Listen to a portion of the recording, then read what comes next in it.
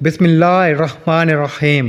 رمضان المبارک کے قریب آتے ہی سوشل میڈیا اور دیگر ذرائع ابلاغ کے ذریعے رسول اللہ صلی اللہ علیہ وآلہ وسلم کی طرف یہ من گھڑت حدیث گردش کرنے لگتی ہیں کہ جس نے سب سے پہلے کسی کو رمضان کی خبر دی تو اس پر جہنم کی آگ حرام ہو جاتی ہے۔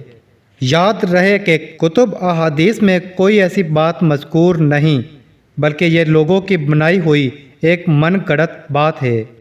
رسول اللہ صلی اللہ علیہ وآلہ وسلم کی طرف ایسی بات منسوب کرنا ہو، آپ صلی اللہ علیہ وآلہ وسلم نے ارشاد نہ فرمائی ہو، یہ نہ صرف گناہ کبیرہ ہے بلکہ یہ بڑے وبال و عذاب کا سبب ہے۔ چنانچہ رسول اللہ صلی اللہ علیہ وآلہ وسلم نے فرمایا، مجھ پر جھوٹ مت بولو، کیونکہ جو مجھ پر جھوٹ باندھے وہ دوزخ میں داخل ہوگا۔